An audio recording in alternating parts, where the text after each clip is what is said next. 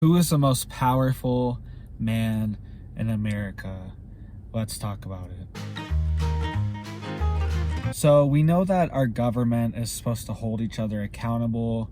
There's supposed to be different branches of the government that all operate and are supposed to operate as checks and balances, right? They're supposed to operate independently and have checks. Like Congress has checks on the federal government, and the courts have checks on them, and the federal government has checks on the courts. All these different things. They can appoint judges. There's all these different checks and balances to maintain power.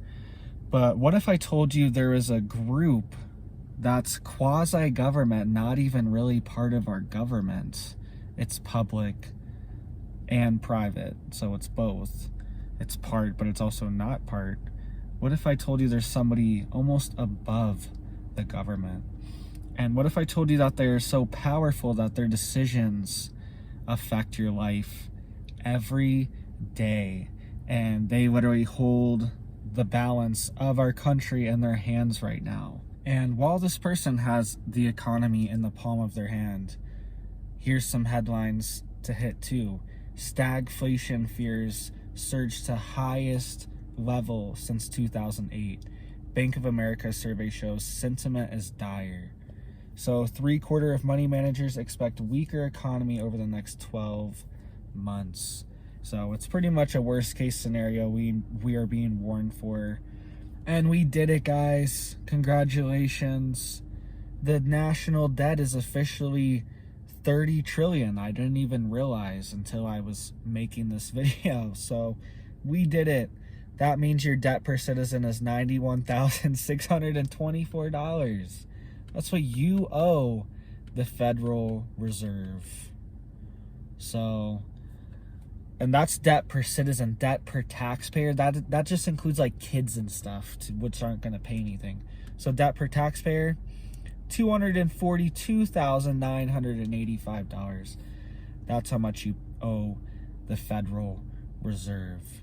So get to work. That's a house right there. You owe it to them. This is crazy. Okay, and that doesn't include the unfunded liabilities like Social Security and Medicare that are already promised out. It's IOUs that we've given to people saying we will pay this back to you, but we don't have it. The money is not there anymore. And this number is astronomical. 169,912,605,000. And it just keeps changing. I can't keep up, and by the time I upload this video, it'll be even more. So 169 trillion. That's the actual debt. Okay? Unfunded liabilities.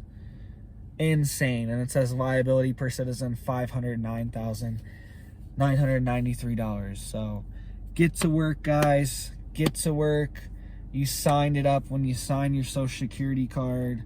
When you signed up for it, you signed up to owe the government $509,000. So, yep, it's in the fine print, surprisingly. And it's all up to this quasi-governmental group called the Federal Reserve. And the head of the Federal Reserve right now is Jerome Powell. And this article says right here, he has to make a grim choice between higher inflation and a recession. So either way, we are screwed, guys. Okay, the past few years, our leaders have just been throwing us under the bus, and the piper has to be paid now. And he even said during an interview with Marketplace, he said, "I will also say that the process of getting inflation down to 2% will also include some pain." So down to 2%, that sounds great. What are we at, 11 or something? Or I don't even know. I can't keep track anymore. There's so many different numbers tracking different things that are inflating. It's almost impossible to keep track. He says ultimately the most painful thing would be if we didn't deal with high inflation. So that he might have a point there, but he should have done something 6 months ago. And how does this, you might hear me keep saying this is a quasi-governmental group, this isn't even part of the government, these people operate privately. Yes, the Federal Reserve is private, and they even put it on their own website. Okay, they're not mincing any words about it. They're telling you we're not part of the government, and we make our own monetary policy. And essentially, the Congress, the president, the courts, nobody can tell the Federal Reserve what to do. They can't be like, raise interest rates or lower them, or buy more bonds or inject more bonds in the economy, or all these different things that they do to manipulate the monetary supply. Nobody else in government can tell them what to do. They operate completely independently. And how did they get away with this?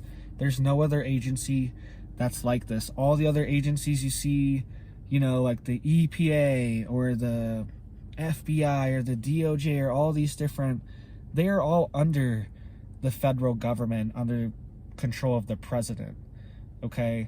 But the Federal Reserve operates outside of this system. There's no check and balance for them. And they hold our economy in the palm of their hand. So they could trigger a global recession, a global depression, whatever they want at any moment. And this has been going on for over 100 years. The Federal Reserve has been set up. And if we keep getting comparisons to the 1970s and 1980s stagflation, there's a really nice chart that lays out what happened every year and our debt to income ratio and our GDP for the country. And in 1980, the feds raised the rate to 20%. Okay, the interest rates were 20%. I'm sure a lot of you remember that. But in today's markets, that would completely destroy the markets, okay? And they've already gone up a ton, interest rates. So, and back then, the debt to income ratio, or the debt to GDP ratio, sorry, was only 32%. So if our GDP was 908 billion, 32% would be like 300 billion in debt. And now, today, our debt ratio is 124%. Okay, so our debt is 124% of our GDP, our economy. So that is insane. And if we have to handle this giant rate increase with a debt like this, the government has to pay on this debt. Okay, they have a massive debt that they pay interest rates on to the Federal Reserve. So this is all weird. This doesn't make sense. This is all just funny money. The government borrows money from the Federal Reserve and then pays it back to them with interest. And they can just raise interest rates whenever they want and just like say we have to pay back whatever they want. It's like this, none of this makes sense, guys. This is fraudulent. I'm sorry. Look into Ron Paul. He's been pushing this concept for a very long time in the Federal Reserve. This is just funny money at this point, guys. I hate to say that, but 124. So let me know what you think about this. This guy could potentially be the most powerful person in America, potentially the world, because America's economy affects everything. If America goes into a recession, it's a global recession. So we are the world reserve currency. We prop up a ton of other countries all throughout the world with our reserve currency. So let me know what you guys think. What do you think's going to happen? These numbers, these figures, it's not looking good, guys. I hate to say that, but this is looking like 2008, just way worse. Way worse. And I had someone from Alaska saying that my mountain back here is looking a little anemic. So it's bigger than it looks, but we're always going to mountains. We're always going on hikes. Get outside. I love you. Whoever commented that. Shout out to Alaska. That's like one of the places we wanted to go to when we first got into our prepping journey and homesteading journey. But it's just so far and the days are crazy. But get outside, guys. Enjoy nature. Enjoy life. Do it all. I love Alaska. Shout out Alaska Prepper too. So hit the like, hit the thumbs up, hit the comments. Let me know what you guys think. Hit the sub, hit the bell, all the good stuff, all the gravy.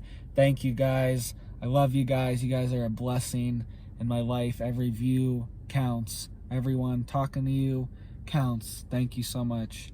So you guys have a blessed day. Never stop preparing. Never stop growing food.